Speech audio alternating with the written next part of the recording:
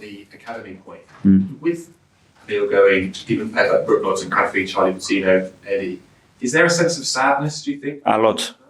When I had the talk with Emile, I really felt it. First of all, because I had huge gratitude because he came into the team and I gave him the opportunity to come when it was a tough moment. And I think he was the player that made our supporters and the team clicked in a way. I don't know how to explain it, but that was my feeling. Something changed when he came on the team and he created a different energy straight away. And I have a feeling like I haven't got the best out of him, you know. And obviously a lot of things happened in that time that not to happen, but from my side, it was really sad because I know how those boys feel when they're in that building, how work everybody works at the club to get them close to the first team. So I feel huge responsibility after to get them the chance. And now, okay, can they sustain this level and make us better? And that's the idea that we have. Around 10 years ago or so, it was the stated ambition of the club to have a team that was half academy players, half signed in. Is that possible or realistic these days, given the level that it is and the investment that's come into? Well, I think the sentence is not finished. Is I want to have a team that is half academy, half foreigner, whatever it is, and win the Premier League, Champions League consistently. Is that the sentence, or is just have it? Have it is possible. We can do that tomorrow. Is to achieve what is something different. I have a great example, Athletic Bilbao. What they've done only with academy players and bus players is remarkable. Can they win now every year the La Liga and the Champions League? That's a different task. And just pick up on Ian's point, do you worry that the rules as they are, the Premier League's rules, do incentivise clubs to sell? Because every club's doing it. It's not an Arsenal problem, it's every club. To incentivise clubs to cash in on these players. Every rule has its consequences. If somebody has thought about that very early, that's good. If that's what we want, that's what we want. If you put the offside line, you know what you can do. A lot of teams are going to play with a high line. You're going to be offside. If you take that off tomorrow, a lot of teams are going to defend in a different height. It's like every rule has its consequences, and we have to accept that.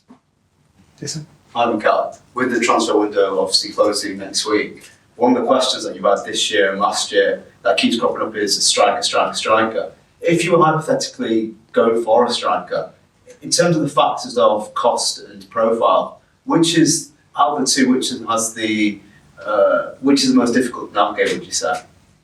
I don't know. It's not a question that we put ourselves because we have some great strikers. Gabi Jesus is there. Kai's played there a lot of minutes. Leo has played there. And we believe that we had other necessities as well. And we fully trust our players. Last year, we scored the most goals in the history of this club.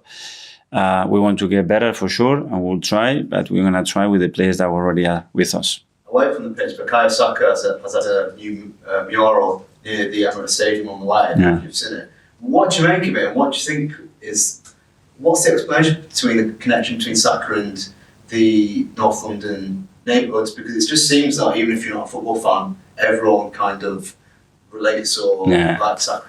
Well, I think Bukayo is a very likable person, player, not only here, but across the country and anybody in Europe or the world that knows him, you can sense that he's someone special. But I think that extending, Bukayo, I understand, an academy player, there are many other paintings outside there. There is one of Josh Kroenke, which is unbelievable as well, and now so good to see. So, it's a reflection of how people feel about the club and the individuals. It's really good. And you said before about the relationship you've had with Raheem Sterling and you forged at Man City. What is it about Sterling that impressed you so much, and do you think you might get in touch with him at some point? His willingness to learn and how he acted in a difficult moment for him in many levels. And a player with a lot of courage, always available, always willing to play, always wants develop an extra, and I was really, really impressed with him. Okay, Jordan? Hi, Mikel. You've been at Arsenal now almost 5 years and you've been through lows, a lot of highs. It feels like you work best when you're under pressure. Just saying about the new contracts, wanting to be hungry. Is that how you feel that when you're under pressure, that's when you thrive most? Well, I think the pressure is something that we put ourselves, it can, and that pressure comes actually giving the team and the club the best possible tools to play the best possible way to make sure that everybody is happy and fulfilled at the club and that we win trophies. That's the pressure. The other part is something that it's part of the job, but he doesn't feel pressure with that. And obviously, and there's been some stormy times at the club that under you have been very calm. Do you often strangely worry that you kind of want there to be that pressure again? You don't want to be too calm because then people can maybe take the foot off the gas and relax, and you don't want people to relax. Yeah, I don't see that happening. If there is something that we really want to promote, is that everybody's in their toes, everybody is willing, and everybody's with their same intention, which is to win. And hopefully we can transmit that every single day. Last couple, Ed. Just going back to the Villa game, both of them last year, I wonder how much you analysed both of them. Did you fall into the same trap on both occasions, do you think? Or was it different circumstances in those games? Well, I think there is a lot of patterns there. Efficiency is one of them. I wouldn't call that a trap. I would call that something else. But yeah, and then you have to give credit to them and the opponents when they manage to beat you, whether you merit or not merit. At the end, there is a lot of things that you can analyze and be very simplistic about it. At least because we lost, but there are other things as well that are, in my opinion, very relevant as well. And is there something about Unai Emery that you'd be looking into? So I'm not going to tell us now, but something you'd be looking into to try and crack? I always admire him. I always admire him as a coach, as a person, what he's done with his teams. He had a difficult time when he was in his first experience here, and he didn't hesitate to take another project and take it to a completely different level. So that says you as well about the courage of the person. Okay, finally we'll go to John. Mikel, you seem very relaxed about the new contract, but obviously the closer it goes towards expiry, the more fans are going to be worrying. Can you stop them panicking?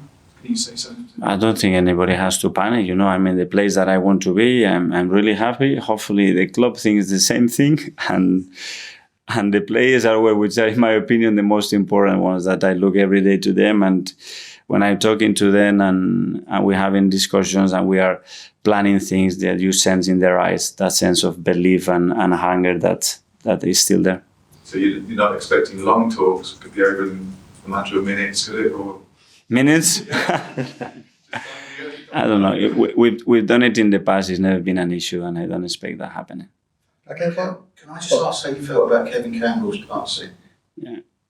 Well, really sad. It was very difficult news, and you can sense the love and respect and admiration that it was for him. I think what we experienced the day of Wolves, I think it was really emotional, very unique as well, and you can sense it was something very moving for everybody, and especially for his family as well. So hopefully they felt that the club and everybody that knew him loved him and respected him in the manner that they do as well. Thanks, guys. Yeah, thank you. Thank you. Good luck.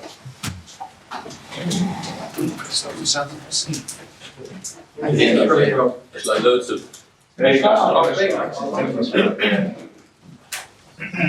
You would be